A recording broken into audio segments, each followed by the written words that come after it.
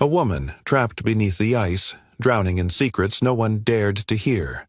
A lone patrol car on a snow-laced road, and a German shepherd who refused to look away. No backup, no second chances. Just a heartbeat, a splash, and a bond forged in frost. He wasn't supposed to find her. She wasn't supposed to survive. But when Officer Caleb Dawson and his K-9 partner, Ghost, pulled her from that frozen lake, they uncovered something deeper than water. A conspiracy buried beneath silence, and a woman the world left for dead. What Ghost did next wasn't just heroic. It was something only the loyal heart of a dog could do.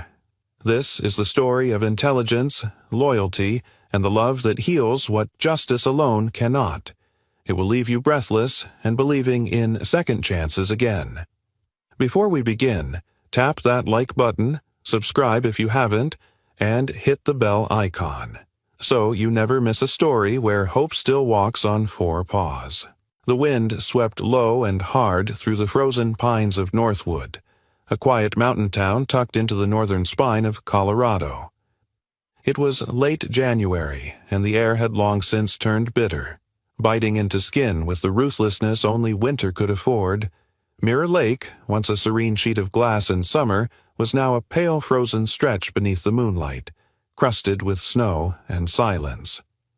Officer Caleb Dawson, 29, rolled down the driver's side window of his patrol SUV, letting the icy air sting his face. He wasn't a man of many words, tall, lean, with broad shoulders wrapped in the padded fabric of his department-issued jacket. His hair was dark brown, usually trimmed short with military precision, though tonight a few strands peeked beneath his beanie. The scar along his jawline earned during a hostage standoff 2 years prior was almost faded now, but it carried weight in every glance he exchanged with the townspeople. Caleb was known for his composure and fairness, respected more for his silences than his speeches. Those who knew him well, though few, understood that his calm wasn't nature, it was legacy. He was the youngest son of Deputy Mark Dawson, who had died in a gas station shootout when Caleb was 13. That night had taught him one thing.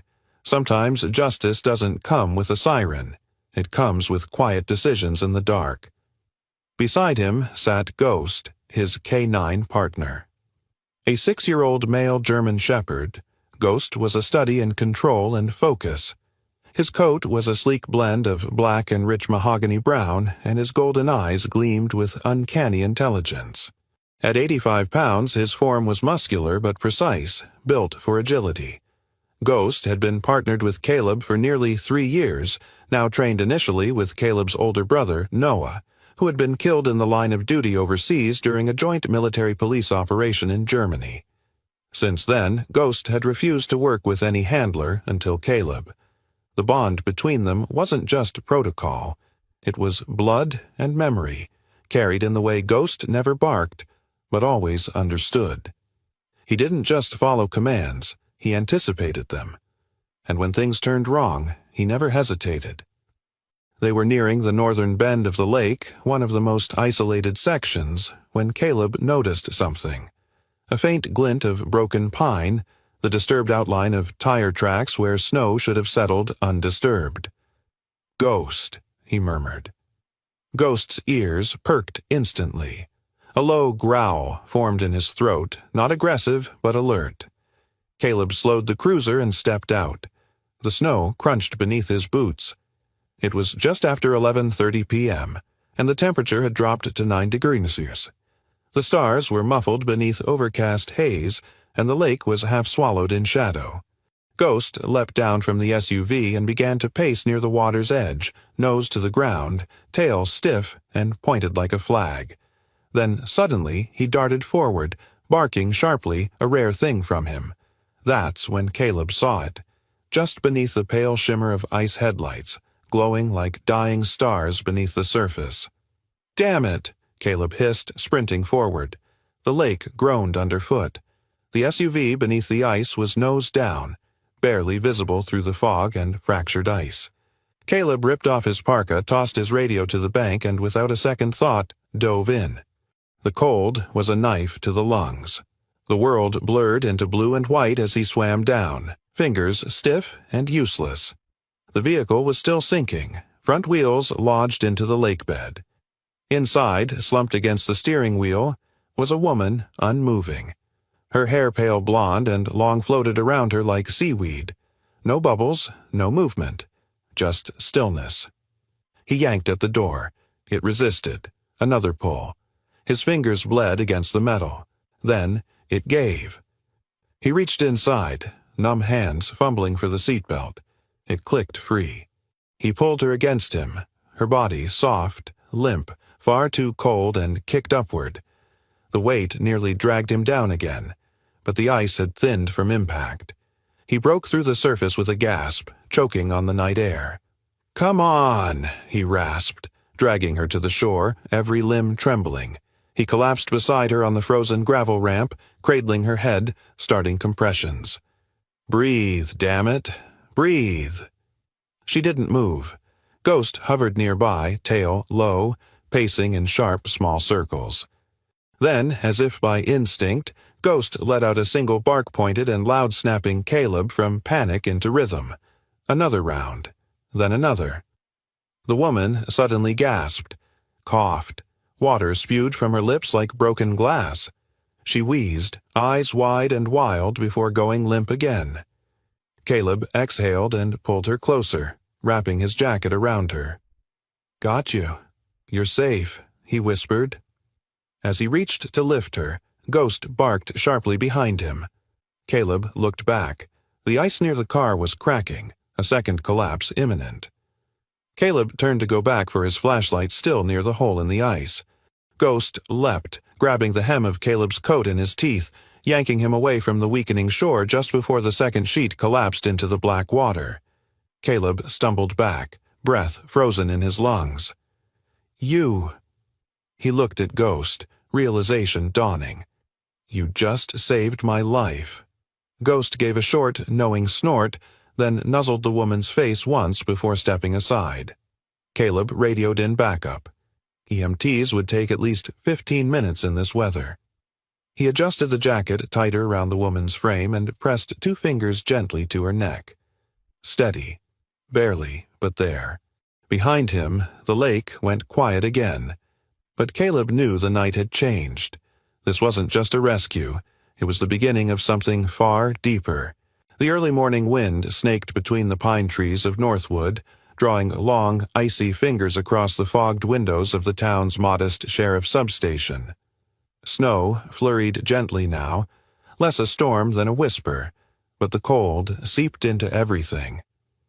Inside the station's spare medical room, heat hummed low from an old radiator, and a kettle hissed faintly in the corner, sending steam toward the cracked ceiling tiles. Caleb Dawson stood at the foot of the cot, arms crossed, uniform still damp in patches from the lake. His dark eyes remained fixed on the woman now lying under 2 wool blankets, her breathing slow but steady. She'd been out for hours. The paramedics had checked her vitals and left no ID, no phone, no wallet. Just her and the soaking wet remnants of a black winter coat, now folded over the back of a nearby chair. Ghost sat silently near the cot's edge, his ears slightly perked, eyes watching her intently. That in itself was strange. Ghost didn't linger like this. He was a dog of precision and task, not sentiment. Yet now he sat unmoving, his large frame still, his body a quiet guard at her bedside. Caleb took a slow breath. "You recognize her?" he asked softly, eyes flicking toward Ghost. The shepherd didn't move, didn't respond, but there was something in the way his tail flicked, barely perceptible, as if something in her presence stirred memory. The woman stirred. She groaned softly, head shifting against the thin pillow. Then, with a sharp inhale, she sat bolt upright, eyes wide and glassy. Ghost stood instantly but made no sound. "Easy," Caleb said, lifting his palms. "You're safe." "You were in an accident." Her eyes darted around the room, then landed on Caleb, then Ghost. She blinked hard, as if trying to focus. Her voice came out raw, like gravel on glass. Where am I? Northwood Sheriff's Substation. I'm Officer Dawson. You were found under the ice at Mirror Lake. She looked down at herself. I don't remember. Then, after a moment, my name is Amelia. Amelia Grant. Her eyes locked onto Caleb's, and something shifted in her voice, controlled but still hesitant. That's all I can tell you. It wasn't fear in her expression, at least, not in the usual sense. It was a calculated caution. Caleb had seen it in witnesses who'd gone through something unspoken, the kind of trauma that lived behind the ribs and between the silences. But it was Ghost who reacted in a way that unsettled Caleb most. The dog lowered his head slowly, stepped forward and rested his chin on the edge of the cot, eyes locked with hers. Amelia's lips trembled. He's not usually like this, Caleb said. He doesn't do gentle unless he wants to. She reached a trembling hand toward Ghost. He didn't flinch. She touched the fur between his ears, hesitantly, then more firmly. You pulled me out? She whispered. Caleb shook his head. I did. He led me to you. For a moment, the only sound in the room was the faint ticking of the station's wall clock. I'm sorry, she said suddenly, pulling her hand back. I can't tell you anything more. Not yet. Caleb didn't press. Instead, he turned, walked across the room and opened the drawer of a wooden cabinet. Inside was a small cedar box weathered with a brass latch that bore the Dawson family crest. He brought it over, sitting on the bench beside the radiator. Ghost followed with his eyes, still near the cot. Caleb clicked open the box. Inside, neatly folded in black velvet, was a silver K9 service badge. The name inscribed, Sergeant Noah Dawson. Alongside it lay a photo, Noah with Ghost, younger and leaner, smiling wide in his marine blues. It was taken 6 months before his death in Munich. He was Ghost's first partner, Caleb said quietly. My brother. Ghost didn't let anyone near him after Noah died. Until me. He didn't know why he was telling her this. She was a stranger, cautious, secretive. But something about her presence. The way Ghost had immediately accepted her, the strange sadness in her eyes, felt tethered. Amelia's gaze dropped to the photo. He looks kind, she said. He was brave, too, the kind of person who believed everyone deserved the truth, even if it hurt. She looked at him again. You're a lot like him. I'm not sure about that, Caleb said, shutting the box gently. But Ghost knows things I don't. He sees people clearer. Ghost let out a low huff, almost in agreement. A knock sounded on the station's side door. Caleb stood. Stay here, I'll be right back. He stepped into the narrow hallway and opened the side entrance. Deputy Sarah Lynn stood on the steps, stomping snow off her boots. A woman in her late 30s, Sarah was stocky and sharp-eyed, with a reputation for reading people like a worn book. She'd been a sheriff in Denver before requesting a transfer to Northwood after losing her partner in an ambush gone wrong. Since then, she preferred small towns, quieter nights, and straightforward problems. Mostly. Morning, she said gruffly, holding out a thermos. Heard you pulled someone out of the lake. Caleb nodded. No ID. She says her name's Amelia Grant. That's all. Sarah narrowed her eyes. And Ghost? He's glued to her like she's family. That made Sarah pause. Strange. Caleb took the thermos.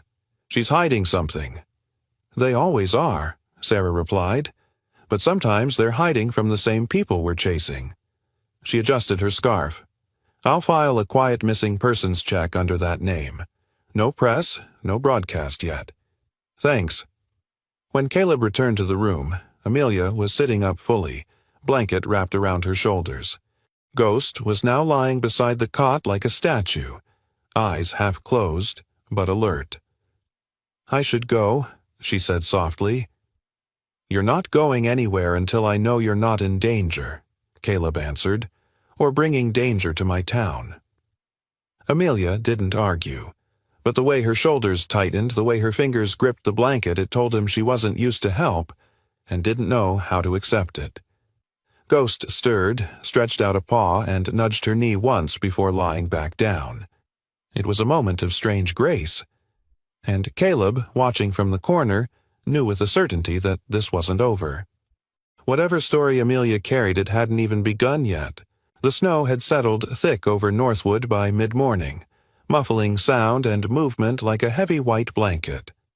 Sunlight fractured through the frost-dusted window panes of the sheriff's station, illuminating the modest garage bay attached to the building, a repurposed storage space now used as a vehicle impound and field equipment staging area.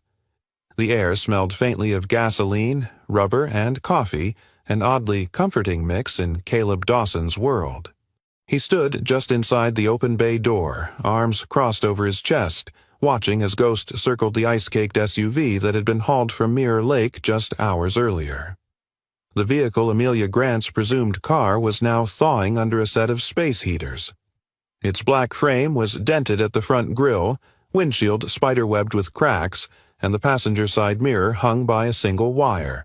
But it was something subtler that had drawn Caleb's attention. A long, shallow gouge along the rear left door panel, like something had scraped it intentionally, not during a crash. Ghost paused, nose twitching. The shepherd sniffed once, twice, then tilted his head slightly. With a low, focused grunt, he stepped back, placed one paw on the running board, and began to paw gently at the rear passenger seat. Caleb moved in. "You smell something, boy." Ghost let out a low bark, not panicked, not playful. Confirming. Caleb opened the door.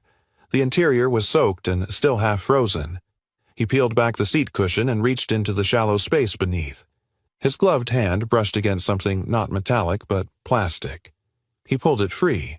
A small black data chip, no larger than a thumbprint, sealed inside a waterproof slip. "Well," Caleb murmured, "that's not standard issue." He placed it into a small evidence bag and zipped it shut, mind already buzzing. He knew a guy. Across town, behind the community center, the school gym doubled as a temporary winter rec space for the town's youth, a place for indoor soccer, crafts, and the occasional safety seminar. That morning, Caleb had agreed to lead a K-9 demo session for local kids as part of the sheriff department's outreach. Ghost would be the star. The crowd was modest. Maybe a dozen kids and a few parents.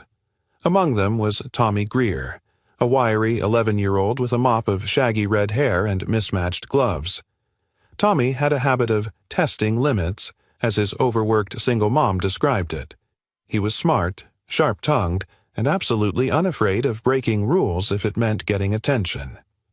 As Caleb gave the crowd a rundown on K-9 behavior, obedience, and scent detection, Tommy crept toward the far corner of the gym, where old floodlights and unused extension cords were stored on tall industrial racks.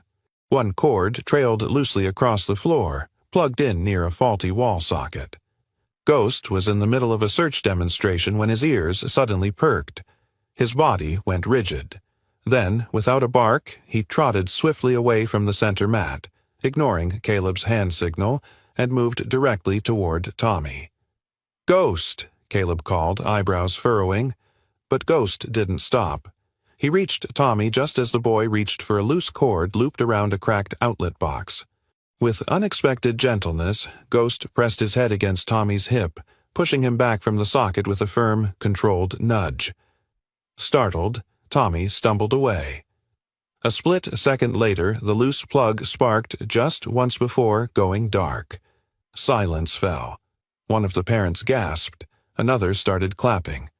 Caleb stepped over, knelt beside Ghost, and rubbed his shoulder with a tight grin. "Good boy," he whispered. Tommy looked stunned, then sheepish. He knew it was dangerous?" Caleb nodded. "That's why we call him Ghost. He sees what the rest of us miss." Back at the station, the data chip lay on Caleb's desk beneath a protective cloth. He'd already contacted someone he trusted to help extract whatever information it held. Wes Delgado, a retired Army intel analyst who now taught computer sciences at the community college 2 towns over. Delgado had once cracked a stolen drone telemetry file that led to the arrest of 2 domestic smugglers. He didn't ask questions. He just made code talk. As if on cue, Delgado knocked once on the glass before letting himself in. He was in his early 50s, heavy-set, with wire-rimmed glasses and a flannel shirt tucked into jeans that sagged over well-worn boots. His grizzled beard gave him the air of a man who had once kept secrets for a living and now brewed his own cider to forget them. "You said urgent?" he asked, lifting a brow. Caleb nodded, handing him the chip. "Found this hidden in a car that went into the lake. Owner claims memory loss. Nothing adds up." Delgado examined the chip, then pulled out a portable decryptor the size of a lunchbox from his messenger bag. He connected the device to Caleb's laptop and began the transfer. "Encrypted twice," he muttered. "Military grade. You can crack it?" "I've opened tougher ones in Syria." Caleb waited, arms folded, tapping his boot against the tile. Outside, snow had picked up again, cloaking the windows in quiet white. After 15 minutes, Delgado leaned back. "There. Partial success. It's fragments of a program code language I haven't seen in public use. But here's the kicker. A string in the metadata links to a DoD research subnetwork, something called Project Cerberus. Ring a bell?" Caleb shook his head slowly. "Should it?" Delgado smirked. "Only if you were at the Pentagon in the last 5 years. Whatever it is, someone didn't want this floating around." Caleb looked down at the chip, then back at Delgado. "Can you make a copy and keep quiet?" "I'll treat it like a kidney transplant." That evening, as darkness curled back over Northwood, Caleb returned to the small guest room he'd set up for Amelia in the upper level of the station. She was sitting on the windowsill, wrapped in a blanket, watching the falling snow with a distant expression. Ghost lay curled at her feet, tail flicking slowly. "You found something," she said, without turning. Caleb paused at the doorway. "I did. Hidden in your car. A chip." Amelia turned to face him. Her voice dropped. "You shouldn't have looked." "I had to. You nearly died. Someone meant for you to disappear." Her eyes glinted not with anger but resignation. "And now you're involved." Caleb met her gaze steadily. "Maybe I already was?" She looked down at Ghost. "He knew I had it, didn't he?" Caleb nodded. "He didn't just find you. He found your secret." There was a long silence between them. Then she said, almost to herself, "I didn't want to carry it anymore." Outside, the wind howled against the eaves, but inside the room, Ghost gave a soft, settling sigh, his presence a calm in the storm that was slowly, inevitably gathering. The morning in Northwood came slow, fogged and pale like breath against glass. Snowfall had paused overnight, but the wind still rattled through pine limbs and gutter spouts, whispering the secrets of a town too quiet for its own good. The sheriff's station creaked gently as it settled against the cold, and inside, coffee brewed in a chipped metal pot that hissed like it resented being awake. Caleb Dawson sat at his desk, hair damp from the morning shower, jacket unzipped, the badge on his chest reflecting the weak light bleeding through frosted windows. Before him was a single folder thin, brown, and marked Classified Inquiry, Internal. The papers inside were already known to him by heart, but he read them again anyway. Amelia Grant, former defense contractor, Department of Structural Integrity. Project name, Aegis Skies. The report had been quietly buried under layers of legal jargon, but Wes Delgado's decrypted metadata had led to a back-channel memo Caleb had requested through his old academy contact, now working low in the DOJ. Amelia had filed a whistleblower report against her employer Ordinex Dynamics, a private defense firm contracted to produce next-gen drone chassis for military deployment. Her claim. The core carbon composite used in drone construction was prone to high heat collapse under battlefield conditions, a flaw that could render thousands of units airborne coffins. Her evidence had been rejected, flagged as inconclusive, and Amelia was terminated under accusations of data tampering. 3 months later, the engineer who had seconded her findings was found dead in what was ruled a single-car accident. That was the last time Amelia Grant was seen in public until the lake. Caleb leaned back in his chair, eyes narrowed. The threads were there. They just hadn't been stitched into a noose yet. Footsteps echoed down the stairs. He turned to see Amelia appear in the station's side hallway, dressed in borrowed thermal leggings and a gray wool sweater a size too big. Her blonde hair was pulled back in a loose braid, still damp from the shower. Her expression was calmer today, though the heaviness in her eyes remained. "Good morning," she said, voice still a bit hoarse. "Ghosts waiting for you," Caleb replied, nodding toward the door. Amelia glanced that way, and a small smile touched the corner of her lips. "He always is." They had started walking each morning after the second night. It wasn't planned, just a mutual escape from the silence of walls and suspicion. Caleb sometimes joined, sometimes didn't, but Ghost never missed a step. This morning, Ghost was already waiting by the side entrance, tail flicking once as Amelia pulled on gloves and stepped into the snow-packed lot. He trotted beside her, ears up, gaze alert but body relaxed. They walked past the town library, still closed for the morning, then down toward the old rail trail, now layered in powder. Amelia moved slowly at first, then steadier. Ghost kept her pace. "I had a dog once," she said after a while. Her voice was quiet, casual, but the kind of quiet that trembled if poked too hard. Ghost tilted his head slightly as if listening. He was a mutt, border collie and something else wolf maybe, jet black, smart like he could read my mind. Name was Toby. Amelia paused. "I lost him when I moved east. My ex, well, we didn't agree on what counted as home. Toby stayed with my neighbor. He died 2 years ago." She looked down at Ghost. "But something about you. It's like he's walking beside me again." Ghost didn't respond, of course. He just trotted a little closer, brushing her leg as if affirming the connection. Later that day, Caleb stopped at a small gas station on the edge of town to fill the cruiser. Ghost, as always, rode in the back. Amelia remained at the station. Snow was falling again light this time, more ornamental than ominous. The attendant behind the counter was Benny Cruz, a kid barely 20 with a buzz cut and permanent smudge of grease on his cheek. His cousin owned the station, and Benny was known more for his anime tattoos than for customer service. But he nodded when he saw Caleb. "All good, officer?" "Smooth morning so far." Caleb grabbed a bottle of water, tossed a few bucks on the counter. Ghost let out a low whine from the back seat. Then again, a sharper whine. Caleb turned, immediately alert. Ghost was staring at the tree line behind the station, ears forward, body rigid. Then, suddenly, he let out a bark, loud, fast, not his usual low growl. Then another. Caleb spun toward the woods just in time to see a dark figure dart between the trees. Medium build, winter jacket, hood up. Moving fast, too fast. Caleb dropped the bottle, pulled his radio.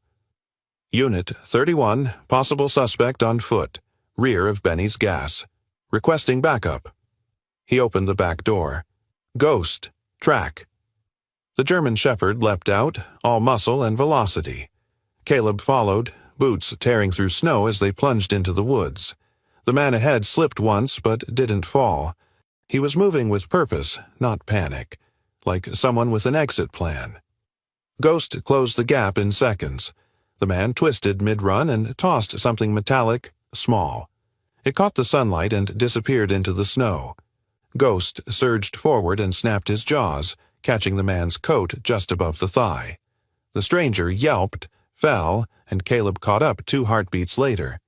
He cuffed the man, breath heaving. "You're not from around here." The man said nothing. just stared at Ghost with a kind of loathing that felt personal. Back at the station, the man refused to speak. No ID. Burned fingerprints. Fake plates on his truck. But the object he'd thrown, recovered by Ghost, was a flash drive. Encrypted. Again. Later that night, Caleb showed it to Amelia.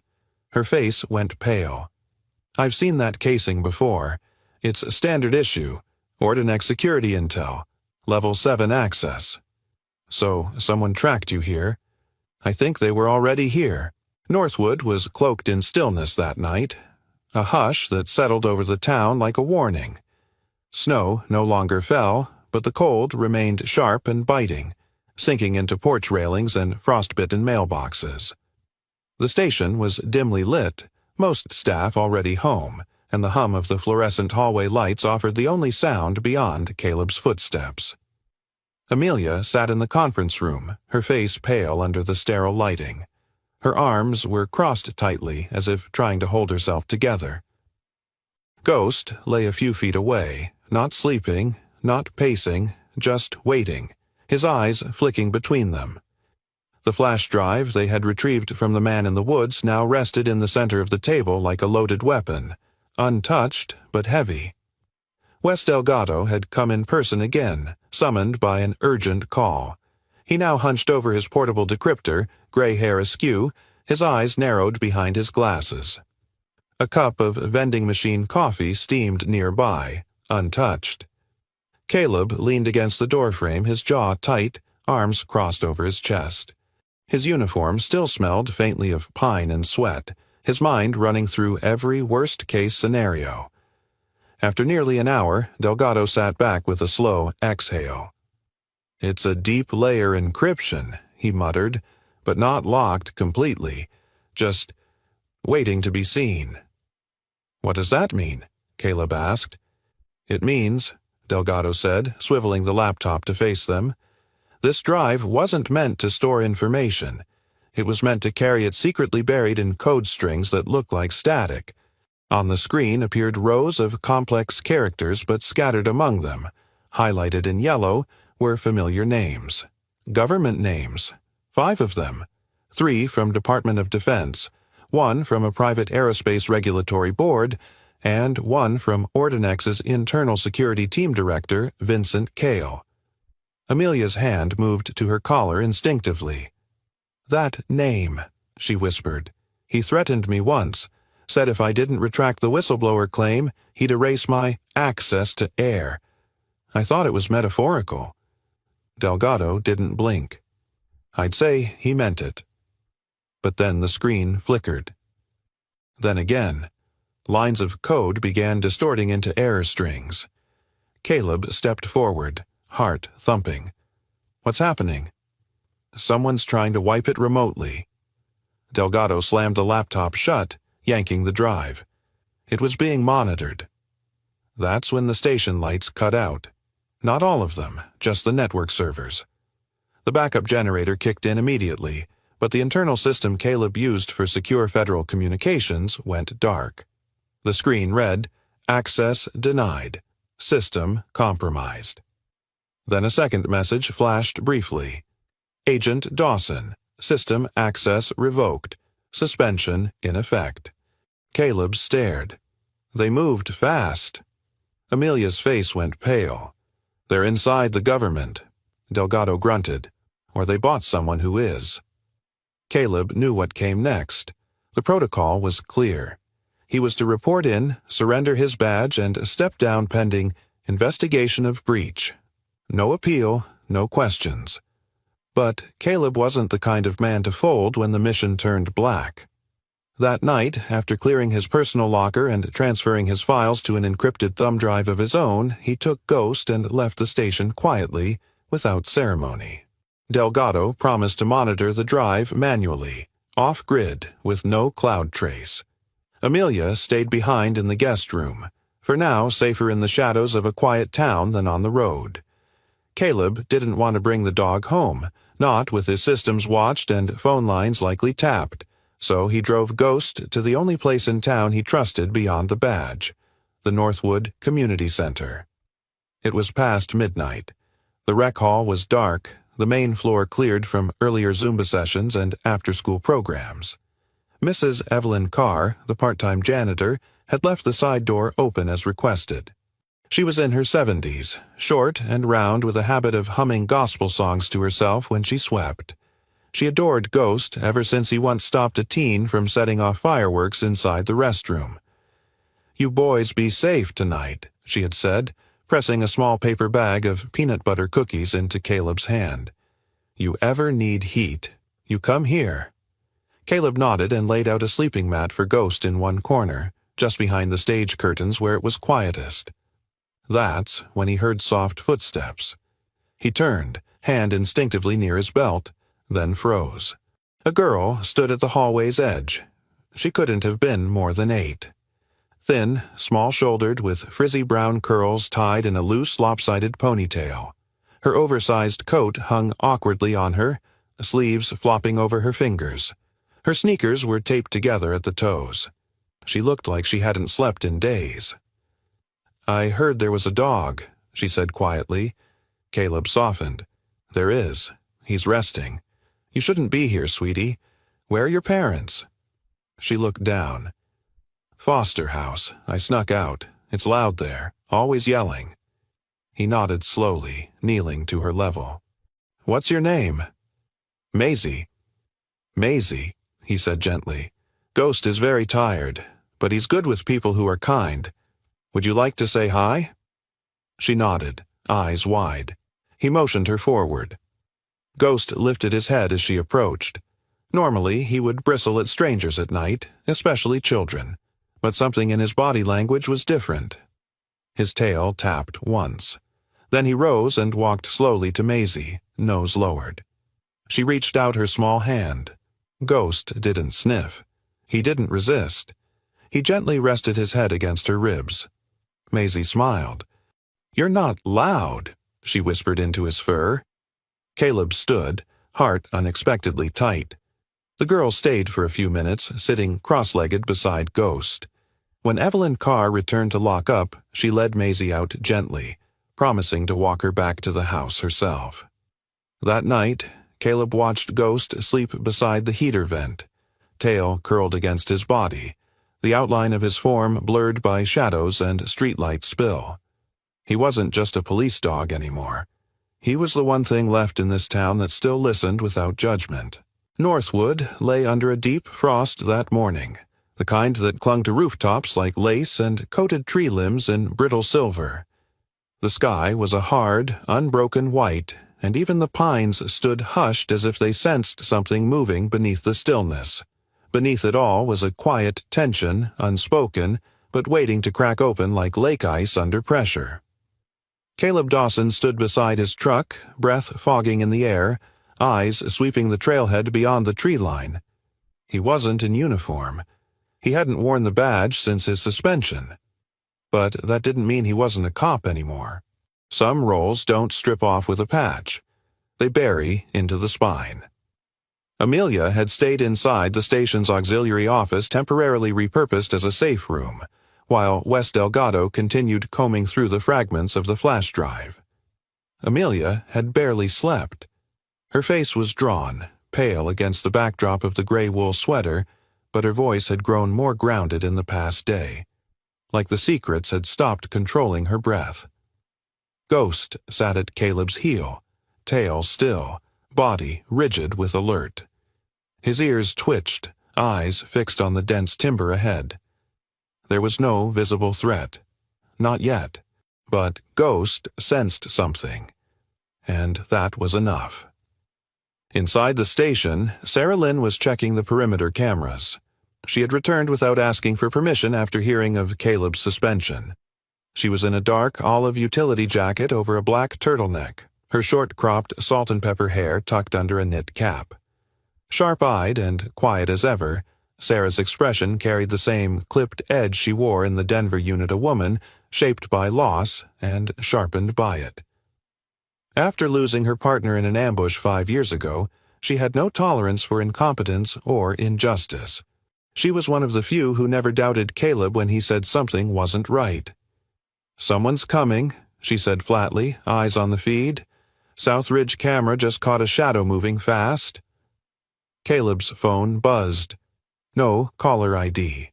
He answered. A voice spoke through static. "You should have stayed down. We warned her. You don't get a second warning." Then silence. Caleb's jaw locked.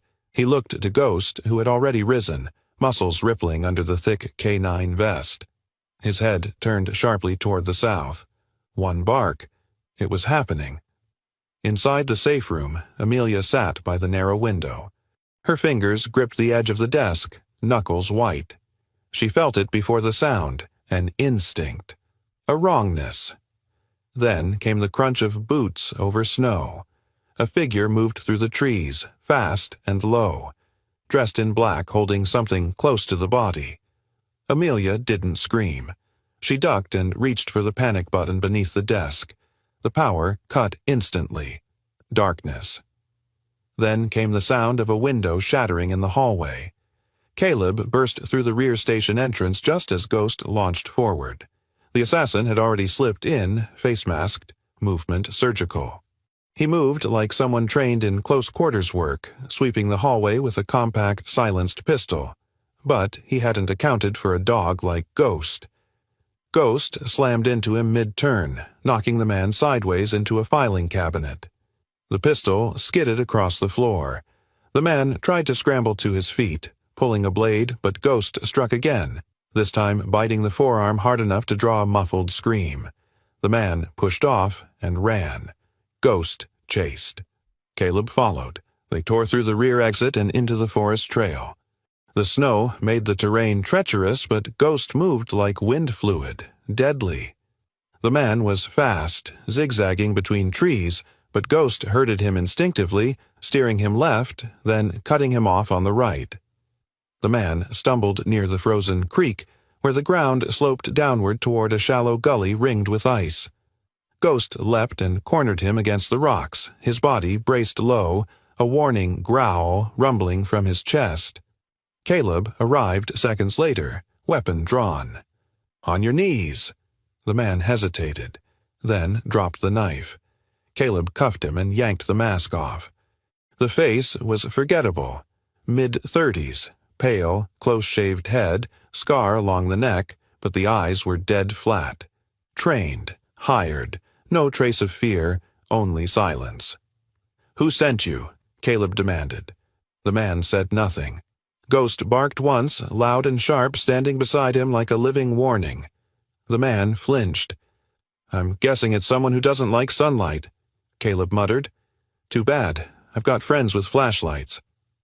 Back at the station, the EMTs patched the attacker's wound. Federal agents were called. Delgado took the drive and disappeared into a secured channel.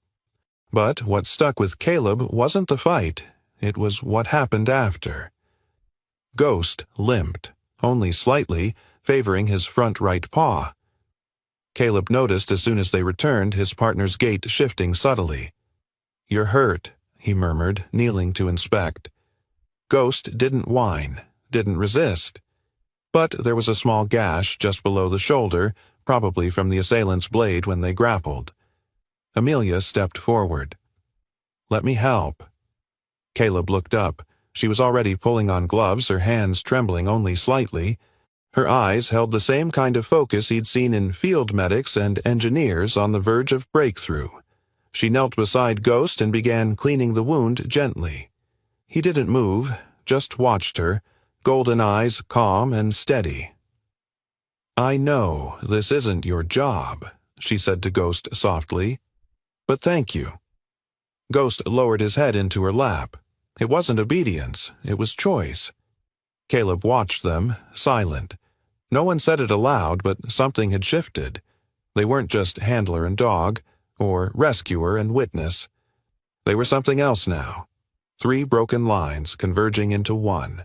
A man without a badge, a woman without a name, and a dog who refused to let either disappear. The snow had begun to melt. Slowly, like the town was exhaling after holding its breath too long. Icy eaves dripped into shallow puddles, and sunlight flickered through pine branches in golden slivers that hadn't been seen in weeks. Northwood, quiet and cradled in its mountain valley, looked unchanged to passing eyes. But within its station walls and narrow streets, something had shifted, something deeper than weather. Caleb Dawson stood in the back room of the sheriff's station, staring at a windbreaker tossed over the evidence table. It belonged to the man they had caught 2 days prior. Black, matte, military grade, the kind used by private contractors who worked off books and off maps. The man still hadn't spoken, refusing food and even eye contact, but his jacket had. Ghost, ever observant, had returned to the evidence room that morning and planted himself beside the coat without moving. He sniffed, circled once, then sat down with a low whine. Caleb, sensing the dog's unease, had checked the inner lining again, and there, just behind a hidden seam in the breast pocket, was a small digital voice recorder, no bigger than a car key. Now, hours later, Caleb pressed play. The voice that filled the room was clear, crisp male, authoritative, cold. Verify elimination of the witness before the 19th. Data sweep complete. Dawson is a variable. Handle, if necessary, no connections left. Ordinex has cleared internal logs. Then static. Then silence. Amelia, standing behind him, went still. Her face, already pale, turned paper white. "That voice," she whispered. "That's Vincent Cale." "Your director?" Caleb asked. She nodded. He never left voice trails. He was known for that. He used intermediaries, messengers. But that's him. I'd swear it in front of a jury. You just might. The next move wasn't through a courthouse. It was through Channel 7, the local news station based 20 miles away in Red Hollow. Caleb drove out with Wes Delgado beside him and Ghost curled in the back seat, watching the trees roll by with quiet vigilance. Marla Jennings, Channel 7's senior anchor and field reporter, was waiting when they arrived. Marla was in her late 40s, tall and lean, with short auburn hair and a blazer that looked like it hadn't seen a wrinkle since the Obama administration. She was sharp, once a regional correspondent in D.C., until a story she refused to bury cost her a national contract. She moved to Red Hollow 5 years ago and built a reputation on integrity no one could buy off. "You're bringing me fire, Caleb," she said as he handed her a copy of the file. "If this is real..." "It is." She studied the transcript. "You understand the risk. I'm already suspended. They've already come for her. It's not about risk anymore. It's about daylight." She glanced toward Ghost, who sat by the studio door, alert and calm. "That one's got better instincts than most people I know." Caleb smiled slightly. "That's not instinct. That's conviction." Within 24 hours, Marla's story aired. It didn't name Caleb directly, but referenced internal recordings, a whistleblower from Ordinex, and an unnamed former government analyst who confirmed the encryption was legitimate. It ended with a chilling voice clip. Cale's words echoed through the broadcast like a ghost, too loud to ignore. The piece went viral by morning. Back in Northwood, the mayor's office called in an emergency town hall. While the federal investigation kicked into gear and subpoenas whispered through the fog of power, the people of Northwood had something else in mind. Gratitude. 2 days later, in front of the town library, a small but heartfelt ceremony was held. Mayor Calvin Turner stood at the makeshift podium, a man in his 60s with thick glasses and a voice that always cracked when he got emotional. A former high school civics teacher, Turner believed more in people than politics, which was exactly why he'd stayed in Northwood instead of climbing elsewhere. "We gathered today," he began, holding a velvet box, "not just to thank a brave officer, but to honor someone whose silence speaks louder than most men's promises." Ghost stood in front of the crowd, his coat brushed, his vest polished. Caleb knelt beside him, hand on his back, while children from the local elementary school held handmade signs that read, "Thank you, Ghost," and "Our hero has 4 paws." The crowd chuckled as Turner opened the box and revealed a custom-forged medal, round and silver, engraved with "Guardian of Northwood. Loyalty beyond words." Caleb reached for Ghost's collar, but Ghost didn't stay. He turned. Without prompt or hesitation, he walked away from Caleb and toward the crowd. Then, softly, Ghost stopped in front of Amelia, who stood near the front row with her coat tight against the wind. Her eyes welled as the dog sat at her feet, then slowly leaned into her side. The crowd fell quiet. The gesture didn't need explanation. In that moment, Ghost acknowledged her not as cargo, not as witness or victim, but as family, as someone who, like him, had endured without retreat. Caleb watched with a quiet smile, pride and something deeper stirring in his chest, and the town applauded. As the crowd dispersed and children swarmed around Ghost for handshakes and tail wags, Caleb stepped aside to answer his buzzing phone. "Dawson," he said. The voice on the other end was steady. Clipped Special Agent Marta Reyes, early 40s, lead investigator from the FBI's Public Integrity Task Force. She was known for her bluntness, dark suits, and an almost eerie ability to stay calm under pressure. Caleb had met her once during a regional training summit. She had a steel gaze and a memory like a bear trap. "It's done," she said. "Kyle is in custody.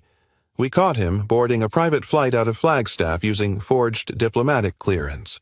We've got 2 Ordnex executives already turning state's witness, and the chain of approvals tied to Project Aegis is unraveling." Caleb closed his eyes. Relief didn't hit like a wave. It came slow, quiet like the thaw that came before spring. "And the man we caught? Black market contractor. Real name's Leonard Spence. He's been used in 4 other silencing jobs. He's talking now." Caleb opened his eyes again, looking out at Ghost still nestled at Amelia's side. "Thanks for calling." Reyes paused. "You did good, Dawson. Suspension's going to be reviewed, and unofficially, we owe you one." He hung up, sliding the phone into his pocket. The darkness had cracked, and this time it was the truth that stepped forward first.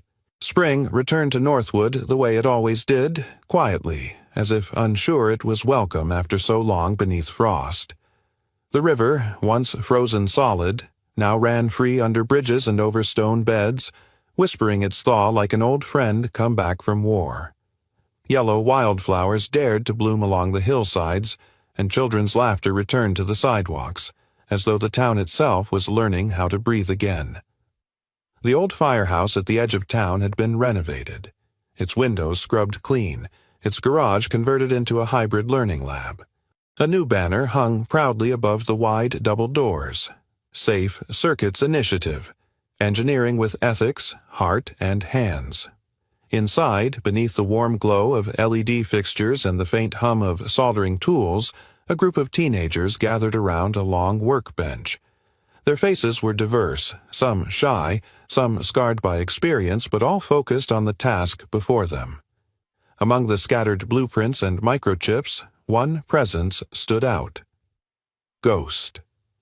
Now 8 years old, the German Shepherd remained a quiet sentinel. His fur, once black and mahogany, had silvered slightly around the muzzle. His golden eyes still held the same depth, part soldier, part sage. He padded between students without a sound, tail swaying gently. Where some saw a dog, these kids saw something else, a symbol of stillness, of patience, of what came after survival. Amelia Grant, standing near the front table, wore jeans and a navy work shirt with the Safe Circuits logo stitched over the breast. Her hair was shorter now, shoulder length and purposeful, but her gaze was stronger, rooted. A year had passed since the storm, and while the scars still existed, they no longer dictated who she was.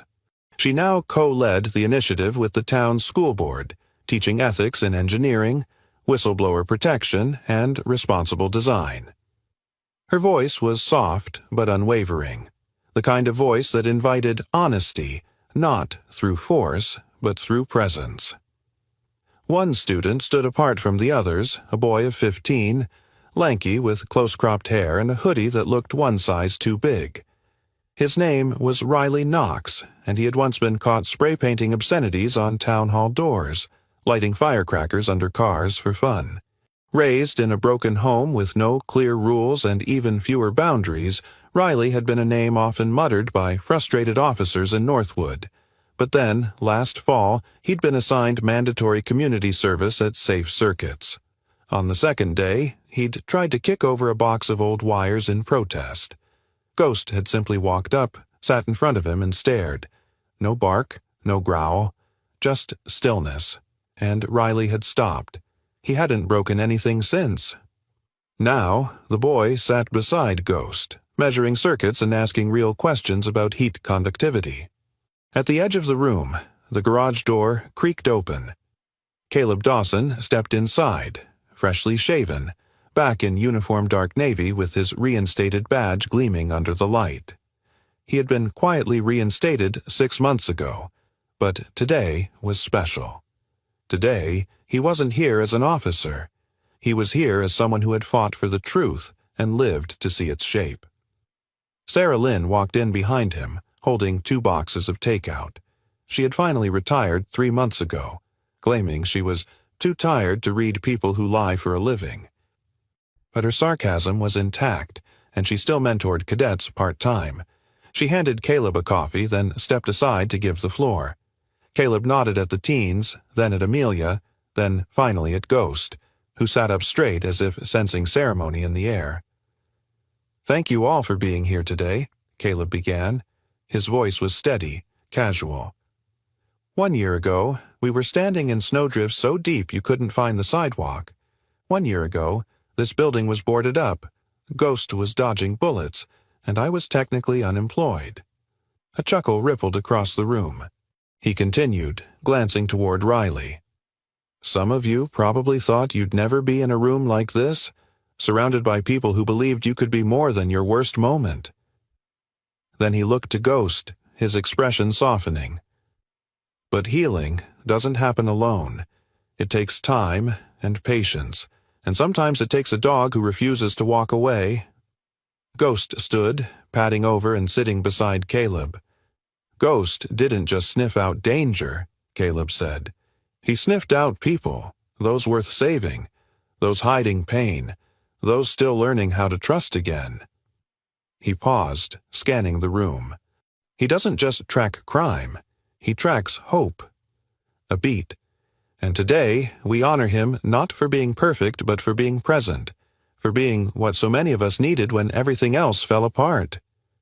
There was no medal this time, no TV crew, just the quiet rise of applause, sincere, lasting. Amelia moved to Caleb's side. "He taught us all something," she said. "That courage doesn't always bark. Sometimes it just stays." Caleb nodded, resting a hand gently on Ghost's head. Outside, the wind stirred through the trees again, this time warm, dancing past broken windows now replaced with glass. The town had changed, not dramatically, but meaningfully. It had let light into places long forgotten. Ghost lay down between the two of them, tail curling toward the boy at the bench, eyes half closed, at peace. "We don't get to choose where our story begins, but we do get to choose who walks beside us as it continues." For Ghost, it started with a frozen lake and a woman the world had tried to erase. But what followed was more than rescue. It was redemption. In the silence between bark and breath, he reconnected a broken town, rebuilt trust in a wounded heart, and reminded even the most guarded soul that loyalty never needs words. He didn't just find a new home, he became one, a place where people could return.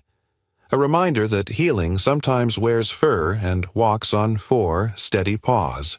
And maybe in your life, there's a ghost, too, a friend, a memory, a moment of stillness that reminds you you're not alone. If this story moved you, share it with someone who needs hope today. Drop a comment below and let us know your story. And don't forget to like, subscribe, and hit that notification bell so more stories like this can find their way home. May the God of all comfort bless you wherever you are, whatever you carry. You are not forgotten. Across the quiet desert roads of southern Arizona, Just past the rust-colored cliffs and whispering mesquite trees, the wind carried more than dust that night. It carried the faint, broken whimper of a dog who refused to die. Underneath the pale moonlight, a German shepherd lay bleeding in the alley behind an abandoned gas station, his vest torn, his mission incomplete. His name was Shadow, and what he knew could unravel everything. But fate, as it often does, sent someone who wasn't supposed to be there. Before we begin, do you have a dog of your own? Drop your answer in the comments below. I'd love to know who's watching with their loyal companion. And if you believe every working dog deserves more than a badge, they deserve a second chance, then hit that subscribe button. Because what you're about to hear might just change how you see loyalty, survival, and grace. The desert air over Yuma, Arizona was dry and restless that night, carrying the scent of creosote and hot pavement even after the sun had long sunk beneath the jagged hills. It was late September, and though the day had scorched the earth at over 100 degrees, the night had cooled into a soft, eerie stillness. A thin veil of dust shimmered under the moonlight, and distant coyote cries echoed from beyond the industrial edge of town. Officer Ethan Monroe, 27, leaned against the hood of his patrol car on Route 14, watching the soft flicker of a broken neon sign across the street. He was tall and lean, with a squared jaw and short, sandy brown hair that never quite stayed in place beneath his patrol cap. There was a restless energy to him, a nervous twitch in his fingers when idle. It was his third month on the force, and he still carried that mixture of over-preparation and self-doubt common to young officers trying to find their rhythm in the quiet chaos of night shifts. His father had been a state trooper killed in the line of duty when Ethan was 16-something that shaped Ethan's every step with silent urgency. The radio buzzed low with static. Nothing urgent, just the regular codes from the night shift. Ethan sipped lukewarm coffee from a metal thermos, his eyes scanning the empty road. That's when he heard it, a sound not meant to belong in a town this asleep. A whimper, faint, fractured, almost like a human voice swallowed by pain. He froze, coffee forgotten. The sound came again, slightly louder this time. Ethan stepped forward, flashlight raised, and followed the noise into the alley behind an old gas station long since shuttered. The beam of light sliced through the shadows, landing on a crumpled form against the wall. It was a German shepherd, large and battered, its coat matted with blood and grit. One front leg was twisted unnaturally beneath it, and its sides rose in shallow, stuttering breaths. The tan and black fur was dust-covered, with deep scratches across the flank. A torn black vest clung to its frame, one strap dangling loose. Ethan stepped closer and saw the letters printed across the vest K9 unit. His breath caught. The dog's eyes opened slowly, a rich amber-color dull from pain but still focused, still alert. Ethan crouched down, moving slowly. "Hey, buddy," he murmured, voice low and steady. "You're okay now." "I'm here." The shepherd's ears barely twitched. Around its neck was a heavy-duty collar with a small rectangular device attached. The red light on the device blinked slowly. Ethan reached for his radio. "Dispatch, this is Officer Monroe. I've got a wounded K9. Repeat, a K9 officer, severely injured behind the Old Gulf Station on Route 14. Requesting immediate animal control and backup." There was a pause, then static. "Copy that, Monroe. Units are en route." "Hang tight." The dog made a soft noise, almost a groan, and tried to lift its head. Ethan gently laid a hand on its shoulder, applying light pressure. "Don't move. Help's coming." He glanced at the blinking light. A camera, a body cam for a dog. Ethan had never seen one up close, but he knew the tech existed, especially for elite K9s assigned to high-risk units. The fact that this dog had one meant it wasn't just any patrol animal. Across town, inside the dim glow of the Yuma Police Department's Technical Operations Room, another figure leaned toward a monitor. Second Lieutenant Emily Carter, 32, was calm and quick-minded, with raven black hair tied in a tight bun and narrow glasses perched low on her nose. She was petite and pale, always in navy blue uniform sleeves rolled up just short of the regulation.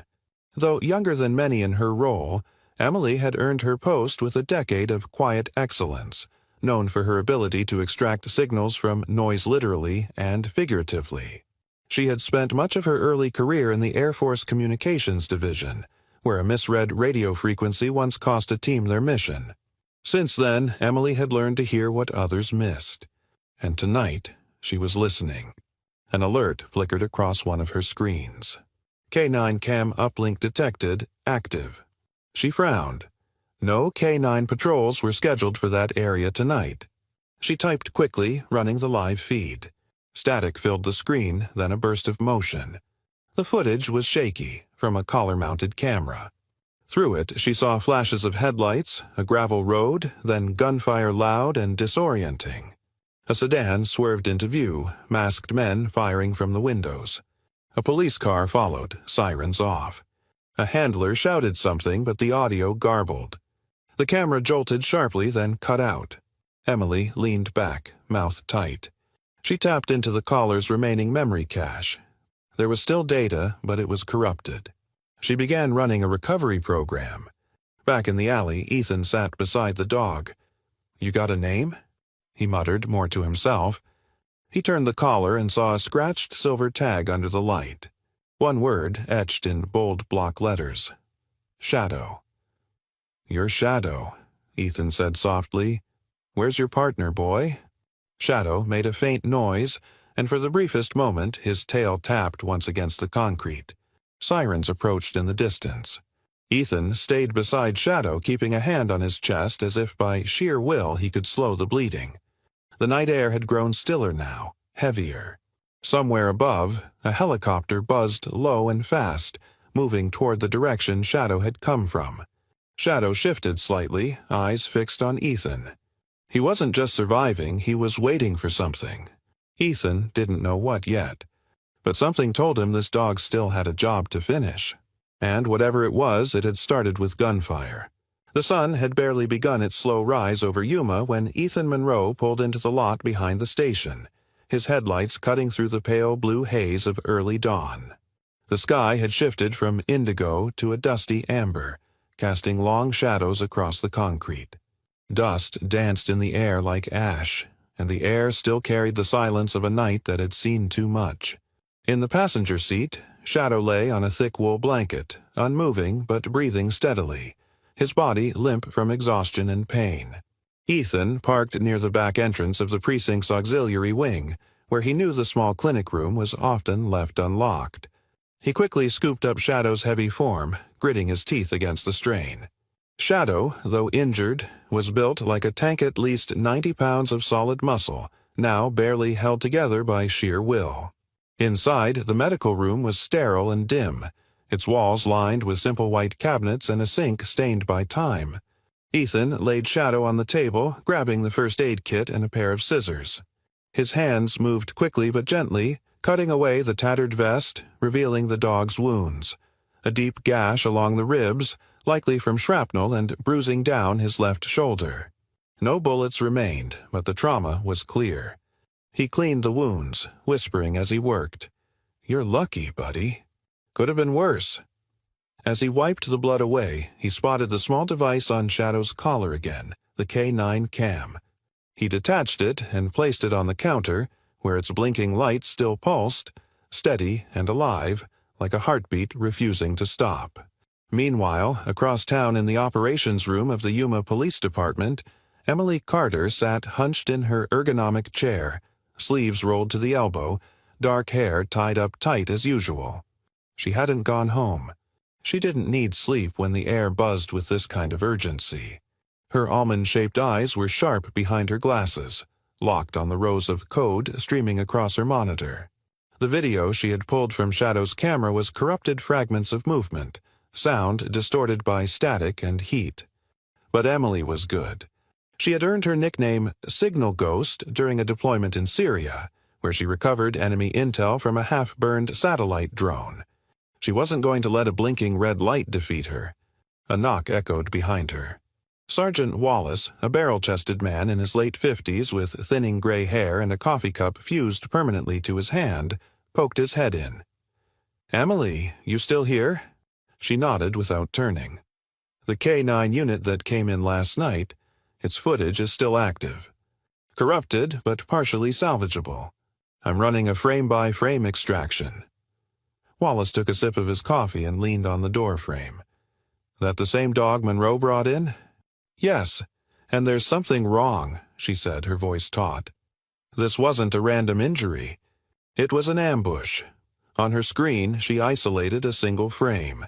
In the blur of motion, a dark SUV roared into view, its windows rolled down.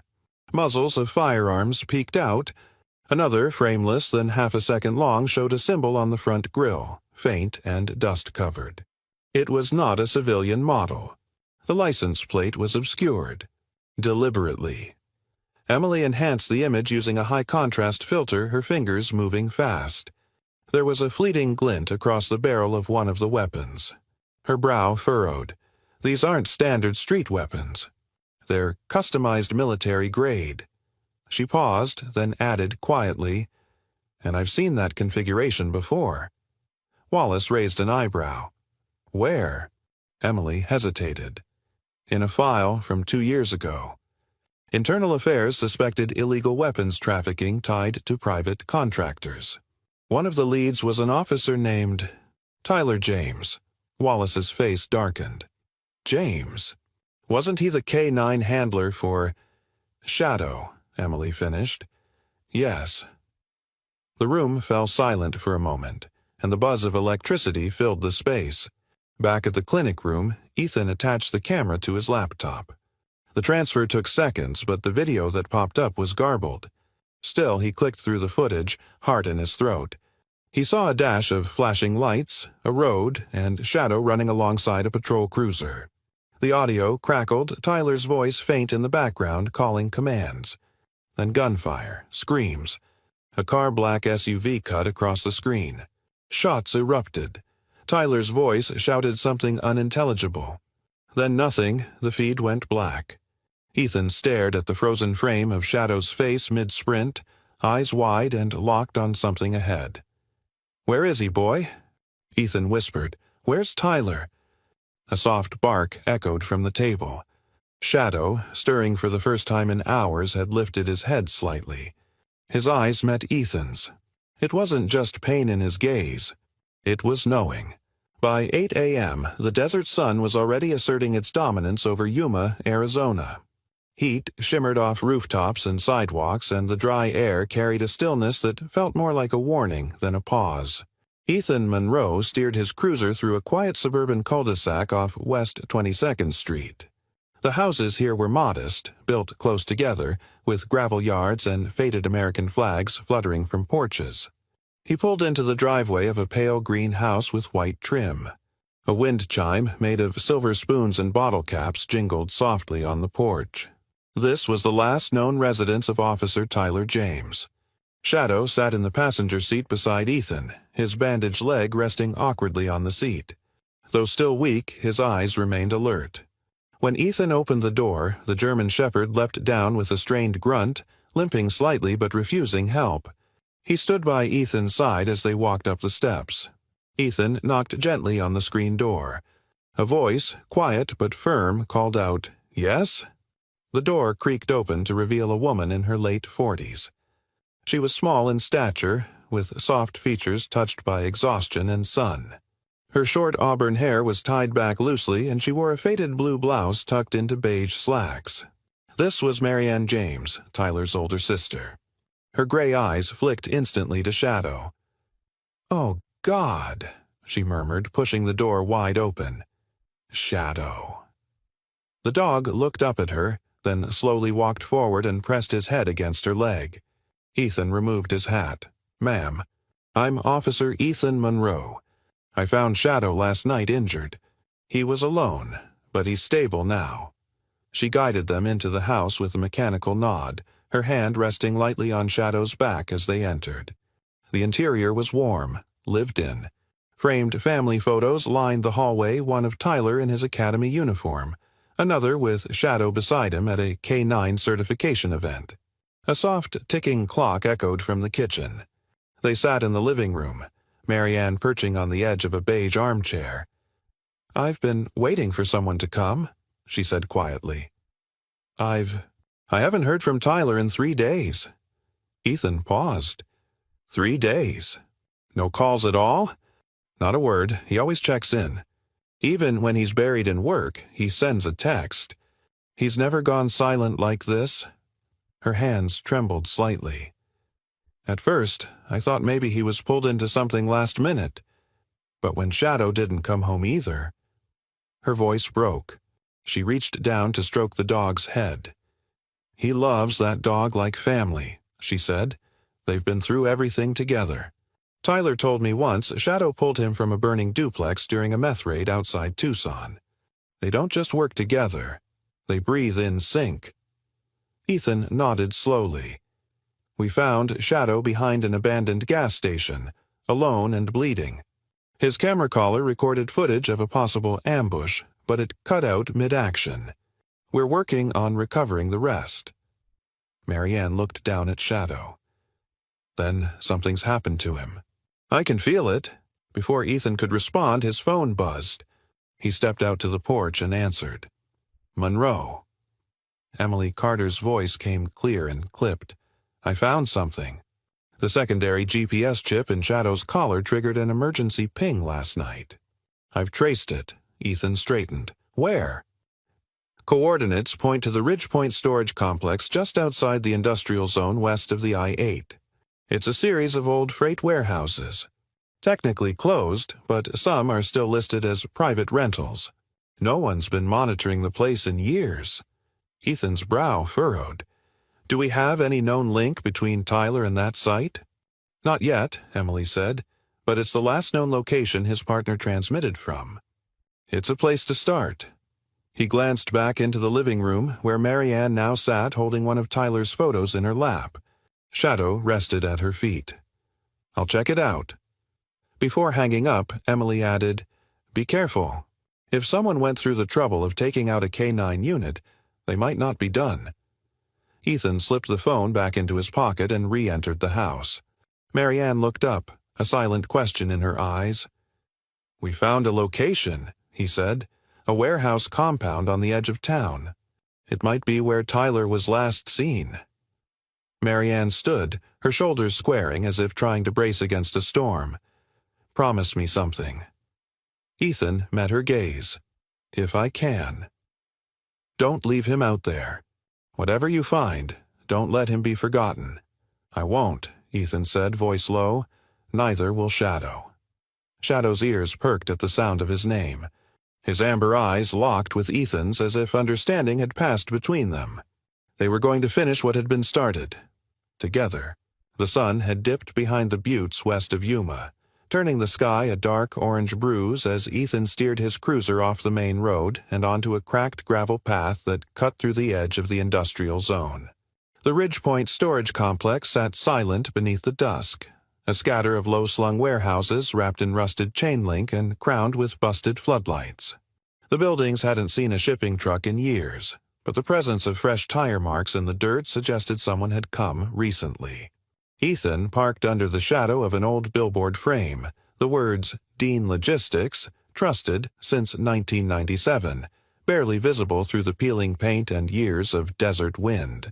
He stepped out, hand on his sidearm, and opened the passenger door. Shadow leapt down, slow but steady, his injured leg wrapped tightly. The dog's ears were forward, nose twitching, body low and alert. Something in the air had gripped him. Not fear, recognition. The two of them crossed the gravel lot in silence, the only sounds being the crunch of Ethan's boots and the occasional desert wind rattling the loose siding on the old storage units. Unit 14, the largest warehouse near the back, loomed ahead, its metal door slightly ajar. Faint light pulsed from within. Shadow paused mid-stride, tail stiff, nose pressed to the dirt. He whined, low and deep, and then began pulling Ethan forward. His paws scraped frantically at the edge of the door. Ethan crouched beside him, flashlight in one hand, gun drawn in the other. "Tyler!" He whispered into the space beyond, but only silence answered. The warehouse smelled of oil and stale dust, but beneath it, something else, sweat, leather, and gunmetal. Ethan guided Shadow inside. The interior was cavernous and dim. Metal shelving units stretched to the rafters, some stacked with crates, others bare. A single bulb flickered overhead near the center of the space, swaying as if recently disturbed. On the concrete floor, tire tracks crisscrossed in a hurry. Footprints, some booted, some larger, suggested multiple men had passed through. Shadow sniffed the floor furiously, then darted toward the far corner, stopping before a pile of discarded tarps. He barked sharply once, then began circling. Ethan followed, heart pounding. Under the tarp, he found blood-stained cloth and a snapped police radio. A badge lay nearby, its surface scorched but readable. James T. Ethan's breath caught. He was here. Suddenly, a noise behind them, a soft click. He spun around, flashlight flaring. But no one. Just the wind shifting the far door. Meanwhile, inside the softly glowing office of the Yuma Police Department's intelligence unit, Emily Carter tapped furiously on her keyboard. Her dark hair had fallen from its clip, strands falling into her eyes, but she ignored them. A map of the Ridgepoint district was open on one monitor. On the other, property registration logs, some stretching back 2 decades. She finally found it. Unit 14, leased under proxy by South Creek Holdings, LLC. Registered manager, Travis Dean. Her fingers stopped cold. The name was buried deep in her memory. Travis Dean, former Army logistics captain, honorably discharged but under quiet investigation for misappropriation of defense transport funds. Since retirement, he'd established Dean Logistics, a trucking company with lucrative government contracts and a spotless public face. But Emily remembered Whisper's allegations of off-the-books shipments, warehouses leased for short stints, and 3 former employees who had gone missing after speaking with federal investigators. None of it had ever stuck, until now. She stood and rushed to the central console. "Wallace," she called out to the duty sergeant, who had just returned with a sandwich and an expression that said he'd expected a quieter night. "Dean," she said, pulling up his old service record. "He's renting the warehouse Monroe just went into. And he's got a history." Wallace squinted at the screen. "Military?" "Captain, logistics. Afghanistan and Iraq deployments. After retirement, he started this trucking empire out of nowhere. Connections to black market transport routes. No convictions. But he's not clean." Wallace's brow furrowed. "Monroe's alone?" "With the dog," Emily said. "But they're walking into something dark. You need to get backup out there now." Back in the warehouse, Ethan gathered the badge and carefully placed it in a plastic evidence pouch. Shadow growled low beside him, ears pinned. Then his head snapped toward the far door again. A second shadow moved just outside the threshold. "Someone's watching us," Ethan muttered. He moved to the edge of the light, pressed flat against the wall, and waited. Silence, then a footstep. Shadow barked, fierce and loud. Whoever it was, they retreated. Ethan didn't give chase. Not yet. He'd already gotten what he came for, confirmation. Tyler had been here. Hurt, possibly taken. And someone was trying to cover it up. As they stepped outside, Shadow lingered, nose to the wind, body tense. Ethan looked around the empty yard. No vehicles now. No movement, but the feeling of being watched hadn't left. They returned to the cruiser as dusk finally bled into full night. Inside, Ethan keyed his mic. "Dispatch, this is Officer Monroe. The Ridgepoint site was active recently. I found a badge. Officer Tyler James. Bloodstains. No sign of him now. Suspect the scene's been cleaned. Requesting immediate backup and forensic team." The radio crackled. "Copy that, Monroe. Units en route. ETA 15. As the headlights illuminated the gravel on their way back toward town, Ethan reached over and placed his hand gently on Shadow's back. The dog was staring out the window, ears still twitching. "You knew he was here," Ethan said. "You never stopped believing it." Neither would he. The forensic unit arrived at Ridgepoint just after nightfall, their headlights cutting through the desert gloom like slow, searching eyes. Ethan stood off to the side, arms crossed tightly over his chest, watching the team work. Shadow sat close by, tail still, ears perked, every muscle tensed like a spring. Though the air was cooling fast, sweat clung to Ethan's back beneath his vest. Something about the warehouse lingered in his chest like a held breath, unfinished, unsettled.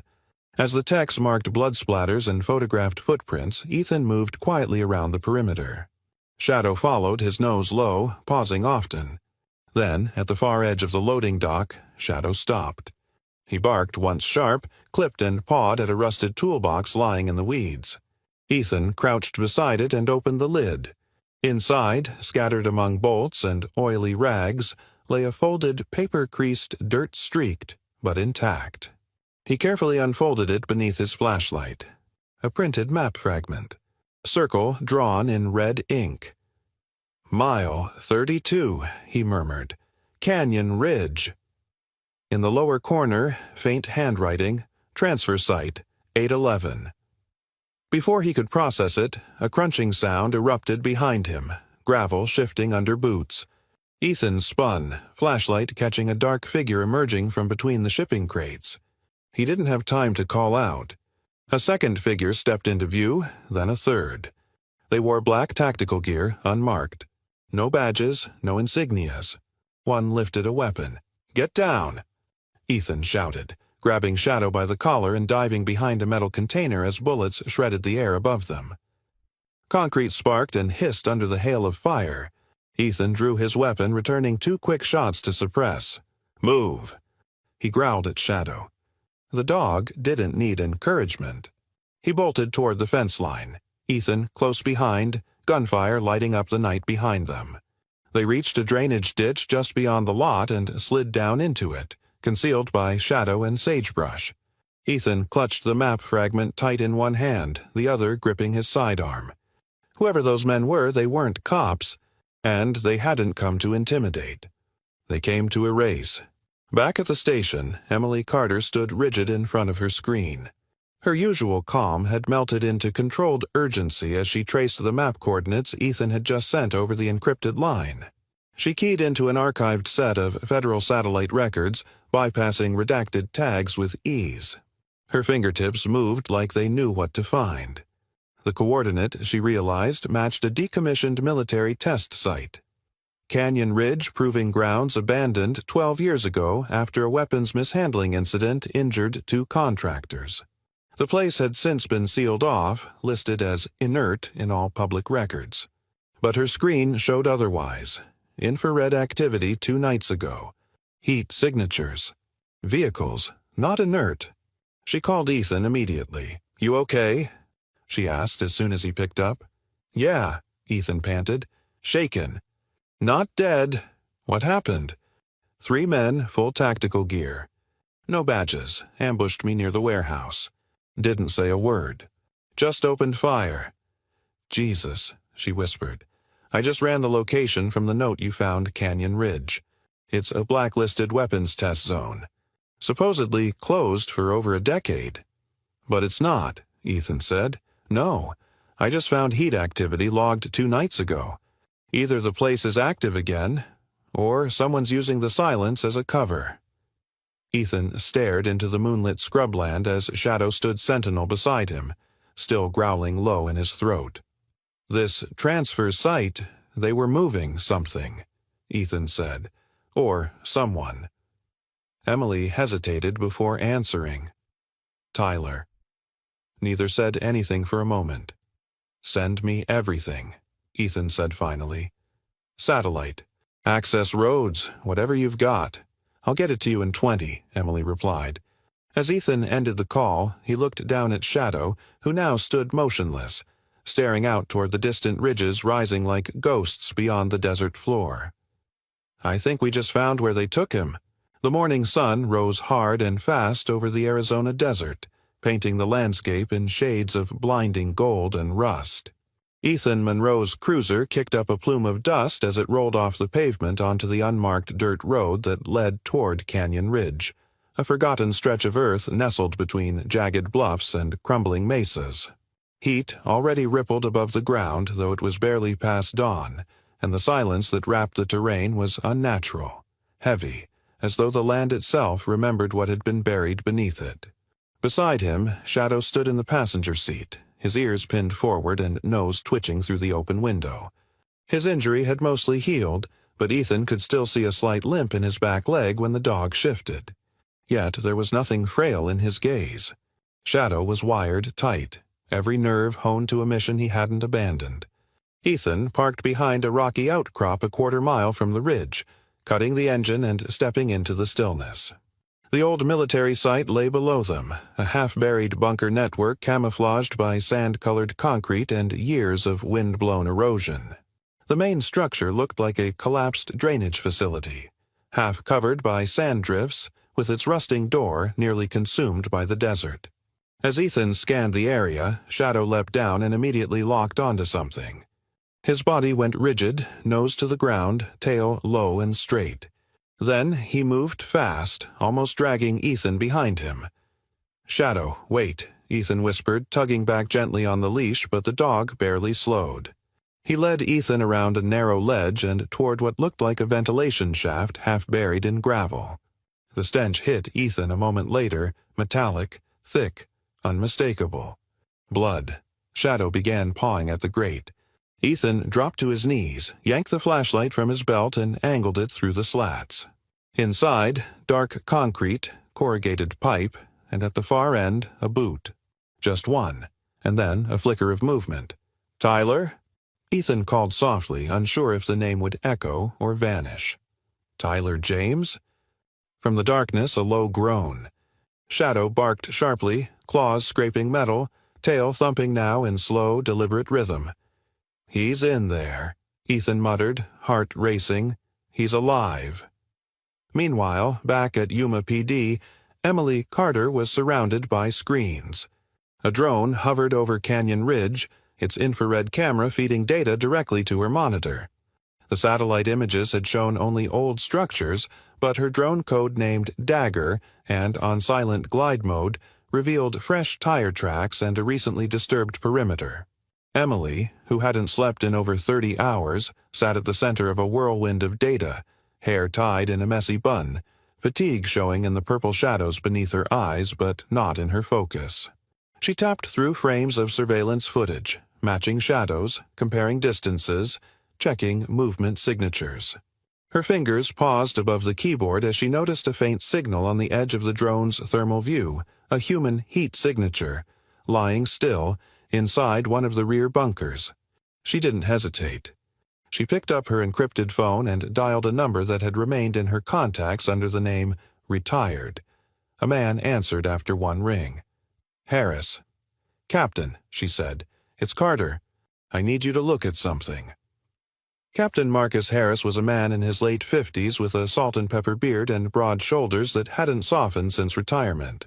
Once the commanding officer of Arizona's Tactical K-9 Division, he was a quiet, formidable presence who had mentored both Tyler and Shadow through their earliest training. He now worked as a liaison with the FBI's Western Regional Task Force. "I told you, I don't deal in ghosts anymore," Harris muttered. "This one's real," Emily said. "It's about Tyler James." There was a pause on the line. Then a single word. "Where?" "Canyon Ridge." Back in the desert, Ethan crouched beside the shaft trying to locate a way inside. The primary hatch was sealed from the inside, likely barricaded or jammed from years of disuse. But Shadow wouldn't move from the vent. His paws scratched furiously and his growls grew deeper, more insistent. Ethan followed the shaft's route along the dirt. Just 30 feet away, hidden behind a pile of collapsed stone, he found an old service tunnel, a narrow concrete corridor with half-broken steps and sand drifting over the threshold. Flashlight in one hand, weapon in the other, Ethan entered the tunnel. The air was stale, thick with dust and rot. He moved slowly, each step echoing into the dark until a low moan stopped him in his tracks. "Tyler?" he called again. Another groan closer this time. He turned a corner and found the source. Officer Tyler James, in his mid-30s, lay slumped against the wall of a rusted metal chamber, wrists bound, lip bloodied, and one eye swollen shut. His uniform was shredded and crusted with dried blood, but he was breathing. "Ethan?" he croaked, disbelief breaking through the hoarseness. "Yeah," Ethan said, rushing to him. "It's me. And I brought backup." From the hallway behind them, Shadow barked once clear and strong. Tyler's face cracked with something between a laugh and a sob. "You found him." Ethan cut the bindings with his knife and steadied Tyler under his shoulder. "We're not out yet, but you're going home." As he helped Tyler to his feet, he heard a sound behind him, wheels over sand. Not far, not friendly. Time was running out. The morning light above Canyon Ridge was no longer soft. It blazed down like judgment, washing the desert in a pale, merciless glare. Inside the service tunnel, Ethan crouched beside Tyler, now barely able to keep himself upright. Blood stained the older officer's collar and his breaths came short and sharp. Shadow stood just behind them, growling low, eyes fixed on the faint light spilling from the open hatch. "We move now," Ethan said quietly. "Fast." Tyler gave a faint nod, teeth clenched against pain. Ethan shifted to brace the injured man's weight, looping Tyler's arm around his shoulder. Shadow moved ahead, ears pinned, his body low but steady. They climbed the last few steps toward daylight, toward danger. The moment they emerged from the bunker's mouth, the world changed. A crack split the air rifle fire. Dirt exploded near Ethan's boot. He dropped low, dragging Tyler behind the remains of a sand-covered half-wall. Shadow barked once, then turned and bolted back the way they came, only to circle wide through the tall brush, flanking Instinct already in motion. 3 figures in tactical gear moved over the ridge like shadows come to life. Their gear bore no insignia, but their formation, their movements disciplined, calculated made their purpose clear. These weren't common criminals. They were mercenaries. And they weren't here to arrest anyone. From his cover, Ethan returned fire, forcing the men to drop low behind a dune. "Stay down!" He hissed to Tyler, who clutched his side but nodded, eyes burning with effort. A second bullet sliced through the wind, nicking a rock near Ethan's head. He ducked, counting shots, waiting for a reload pause, but none came. Then Shadow appeared. From behind a broken fuel tank, the German Shepherd launched forward, teeth bared, low growl rising to a roar. His injured leg slowed him, but he didn't hesitate. One of the mercenaries turned too late. Shadow hit him in the side, knocking the rifle from his grip. The man screamed, staggered, then fell under the dog's weight. Another raised his weapon, targeting Shadow. Ethan didn't think. He rose and fired twice, the second round catching the shooter in the thigh. The man collapsed with a grunt. The last mercenary opened fire in a panic-wild, untrained bursts that sprayed over the clearing. One shot rang too close, and Ethan felt the heat graze his upper arm. He dropped again, shielding Tyler instinctively. And then the sky changed again. A deep, thunderous rumble echoed over the canyon, the sound of rotors. Above them, a black helicopter swooped into view, kicking up sand and shrieking wind. From the ridge behind, SUVs barreled through the scrubland, lights flashing, radios blaring. Men in tactical vests poured from the vehicle's FBI in bold yellow across their backs. Emily Carter stood in the command truck a few yards behind the vehicles, headset on, eyes locked to the screen tracking Shadow's GPS signature, still blinking, still transmitting. "Move in," she ordered. Agents stormed the ridge. The remaining mercenary dropped his weapon and raised both hands as 4 rifles turned toward him.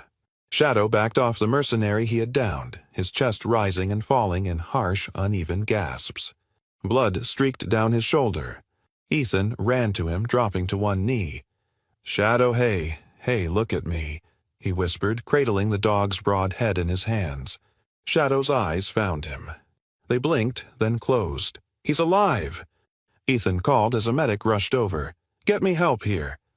Nearby, 2 agents dragged a man from behind a second SUV Travis Dean.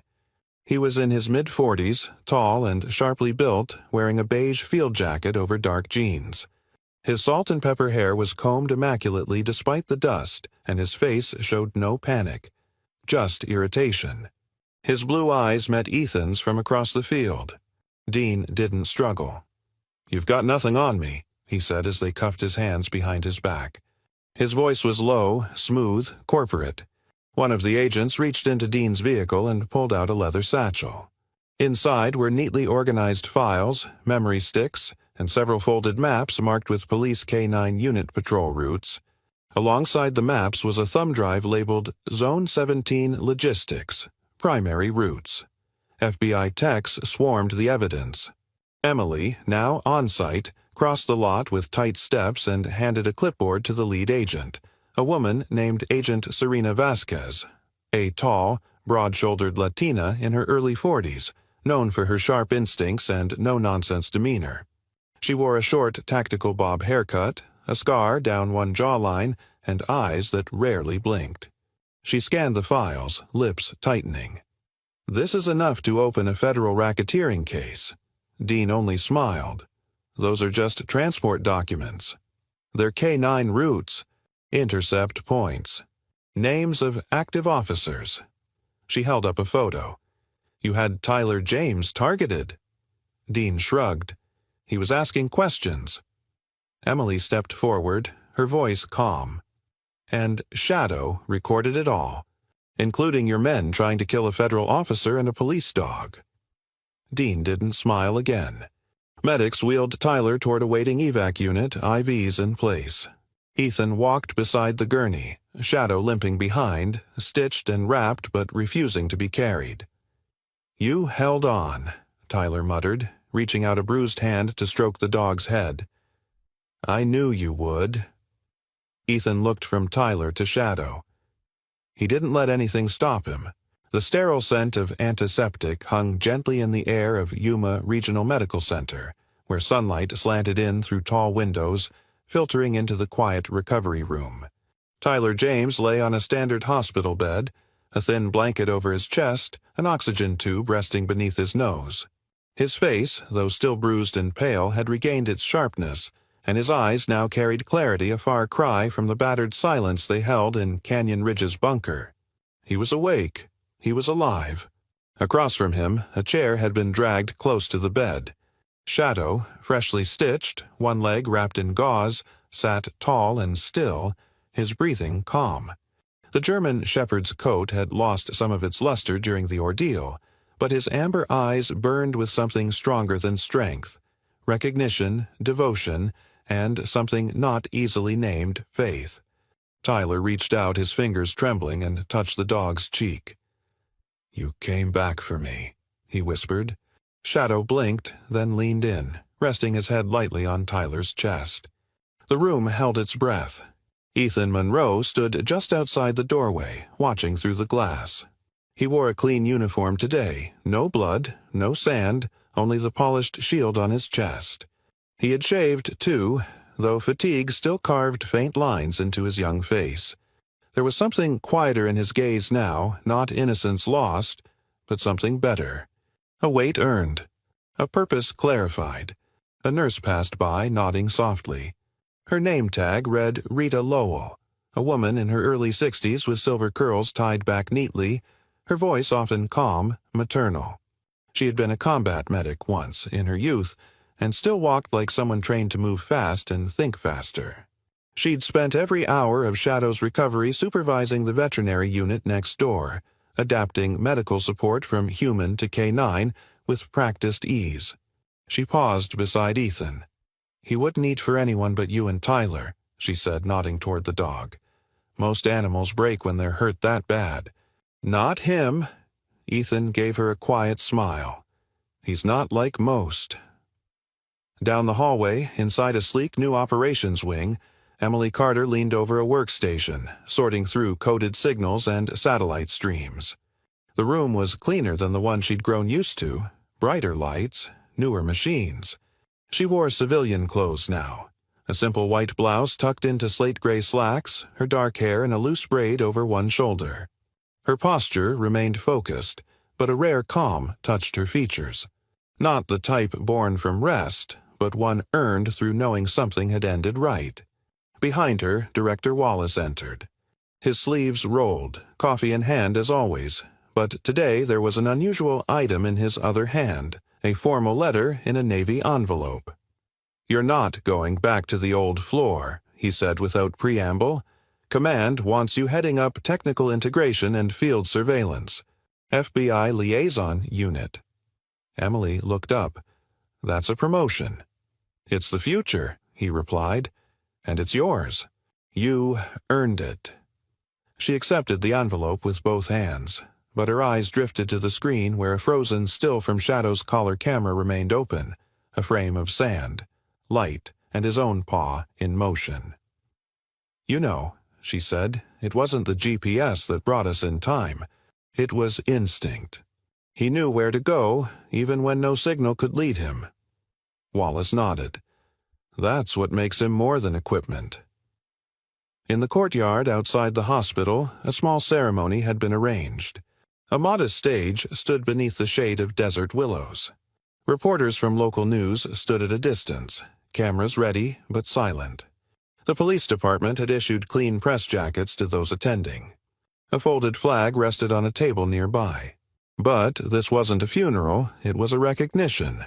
Tyler stood on the makeshift stage dressed in a clean uniform, his right arm still in a sling. He looked over the modest crowd officers, medics, veterans, and civilians, and then down to his side. Shadow stood proudly beside him, tail low, stance steady. His K9 vest gleamed with a new silver badge affixed over the left strap. On it, Unit 9, Hero. Tyler raised the mic.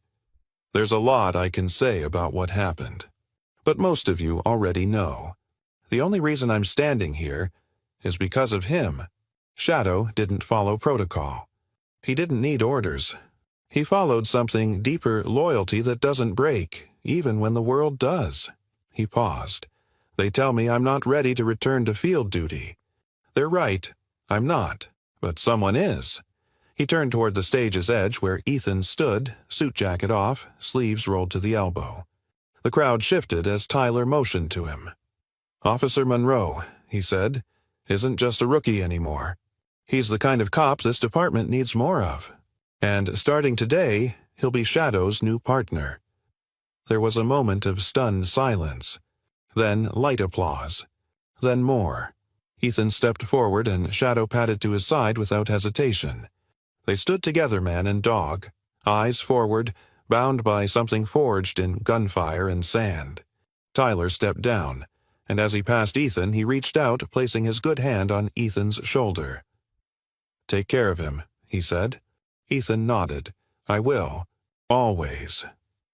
Later that evening, when the sun had dipped behind the horizon and the desert air cooled, Ethan and Shadow walked together along the quiet street outside the hospital. No sirens, no radios, just the sound of paws and boots on pavement. Shadow's gait was slower, but his head was held high. "You know," Ethan said softly, "they'll write reports, publish headlines, call you a hero." Shadow looked up briefly, then forward again. "But I think you were more than that. I think you were a miracle. We don't choose where our story begins, but we can choose who walks beside us to carry it forward." Shadow was once just a dog with scars and silence, wandering between bullets and shadows. But he became something more, a bridge between what was lost and what could still be found. In saving Tyler, he awakened memories long buried. In standing by Ethan, he gave hope a new name. And in every quiet footstep beside his new partner, he carries not just loyalty, but legacy. Maybe, in our own lives, we're all just trying to find that one soul who stays when the road gets rough. Someone who doesn't speak in words, but never stops listening. Maybe that's the miracle. If this story touched your heart, share it with someone who believes in second chances. Leave a comment below. Tell us about the companion who changed your life. And if you believe that every creature deserves not just to survive, but to be loved, subscribe to our channel. May God bless all of you watching, especially those who know that sometimes the greatest heroes walk on 4 legs. And if you believe that too, type Amen in the comments below.